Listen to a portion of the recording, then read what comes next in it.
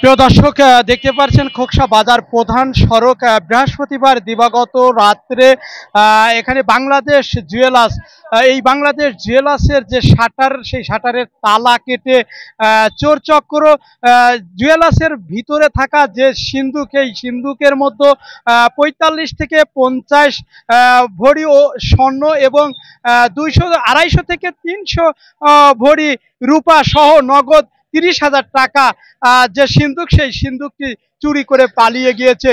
তো বিস্তারিত এই খোকসা বাজার প্রধান সড়ক বাংলাদেশ জুয়েলার্সের যে চুরির ঘটনা, সেটি বিস্তারিত একটু দেখানোর চেষ্টা করব। আমি এসে দেখি যে আমার দুটো তালা নাই, শাটারের অম্মাই পুড়ে রয়েছে। আমি এসে শাটার উঠে এসেছি, আমার আলমারি দোকান আলমারি সহকারে সব তুলে নিয়ে চলে গেছে। আলমারির মধ্যে কি কি ছিল?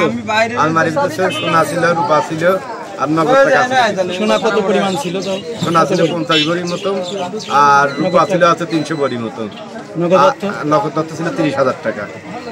তো আসলে আপনার কি ধারণা হতে পারে? এখানে তো সবসময় বাজার পাহারাদার থাকে, কি ধারণা হতে পারে এটা তো আমি তো নিজে বলতে পারছি না। আমার তো কারোর সাথে সত্যতাও নাই, কারোর সাথে কিছুই নাই।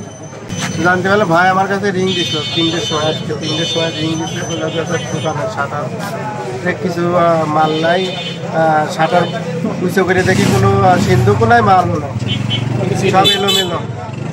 আমি এবার তাড়াতাড়ি করে দোকানে চলে আসি। দোকানে সিসি ক্যামেরা ছিল না? সিসি ক্যামেরা ছিল, কয়েকদিন আগে আছে দোকান পরিষ্কার করেছি, তার টান মাল লাগে ছিঁড়া গেছে, মনে করলাম যে পরে একটু লাগাবো না। আপনি কি শাটার কেটে নিয়ে গেছে? তালা কেটে নিয়ে গেছে। তো এটা কি মেনে নেওয়া সম্ভব? সামনের থেকে অসম্ভব, মেনে নেওয়া তো যায় না। সামনে থেকে বাজার পাহারাদার থাকে, বাজার থাকে, বেলা কি লোকজন থাকে, চার রাস্তার মোড়ে সবসময় লোকজন থাকে, এটা তো নিয়ে যাওয়ার কোনো প্রশ্নই আসে না। যে চুরিটা হয়েছে আসলে আপনি কোন চোখে দেখেন, বা এটা কি আসলে মেনে নেওয়া যায়? এটা কোনোভাবে মেনে নেওয়া যায় না।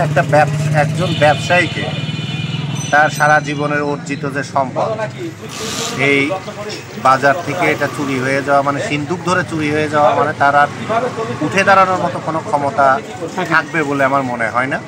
আমি আপনাদের মাধ্যমে বলতে চাই যে খোকসা বাজার যে নেতৃত্ব শূন্যতায় ভুগছে দীর্ঘদিন ধরে, আর 17-18 বছর কোনো কমিটি নেই। কমিটি ছাড়া, অভিভাবক ছাড়া যেমন একটা সংসার চলতে পারে না, এরকম খোকসা বাজারের কোনো অভিভাবক। আজকে এত বড় একটা চুরি হয়েছে, যার চুরি হয়েছে সেই হয়তো বুঝবে তার জ্বালা, কিন্তু আজকে যদি খোকসা বাজারে একটা শক্ত কমিটি থাকতো, এই কমিটির মাধ্যমে অন্তত পক্ষে যারা ভুক্তভোগী, যাদের চুরি হয়েছে, যাদের সম্পদ লুট হয়ে গেছে, তারা অন্তত আজকে একটা সুষ্ঠু বিচারের দ্বার প্রান্তে চলে যেতে পারত, যদি খোকসা বাজারের একটা নির্বাচিত অথবা শক্তিশালী একটা কমিটি থাকতো। এই সাধারণ মানুষের একটি কথাই বলবো, এটা হলো চুরি বলেন, ডাকাতি। হ্যাঁ, এটা জনসমুদ্রে চুরি হচ্ছে বাজারে, খোকসা বাজারে, এটা মেনে নেওয়া যায় কখনোই না, হয় না। এটা এর বিহিত করা লাগবে, এর সব জনসাধারণ মিলে একটা ব্যবস্থা করা লাগবে। আমি বাজার পাহারাদারে এখানে কখনোই দেখি না, আর রাতে 2-1 জন যাই থাকে, কোথায় থাকে সেটা আমাদের বোধগম্য না। আসলে আমরা সিসি ক্যামেরায় যেটা দেখতে পেরেছি যে সেটা হলো 4:30-র সময় একটা প্রাইভেট এসে চুরি করছে, দোকানের সামনে দাঁড়াইছে। এখন পাহারাদারের কাছে আমরা জিজ্ঞাসাবাদ করলাম, আমাদের পাহারাদারের নির্দেশনা দেওয়া আছে যে ওরা নামাজ হবে, ফজরের নামাজ হবে, নামাজের পরে যখন লোকজন হাঁটতে বের হয় তখন ওরা বাড়ি যাবে। আজকে আমরা এই ঘটনার পরে বুঝতে পারতেছি যে আজান হয় মনে হয় 4:10-এ, অর্থাৎ ওরা আজান শেষ হতে না হতে ওরা এখান থেকে চলে গেছে। আর এখানে খোকসা বাজারে আমার মনে হয় এই চোরের সঙ্গে অবশ্যই এলাকার কেউ আছে। এখানে পাহারাদার আছে, প্রশাসন। এখান থেকে অল্প 30 গজ দূরে থানার নাকের ডোগায় চুরি হচ্ছে, ডাকাতি হচ্ছে। বিগত দিনেও এই রোডে এরকম 3 দোকানে চুরি হয়েছে, প্রশাসন নীরব। এই আজকে কালকে একটু লাফালাফি করবেন, তারপরে শেষ। এদের কোনো রকম কোনো কিছুতেই কেয়ারই নাই।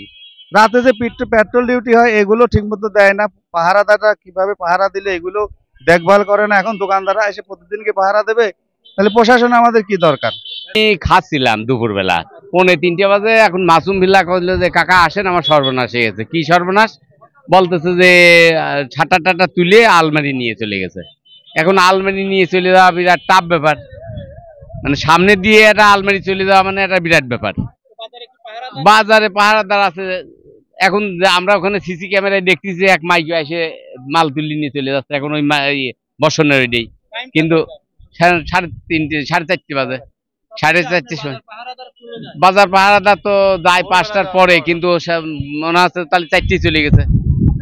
খোকসা বাজার প্রধান সড়ক থেকে মোহাম্মদ হাফিজুল ইসলাম বকুল, বিটিভি নিউজ, খোকসা, কুষ্টিয়া।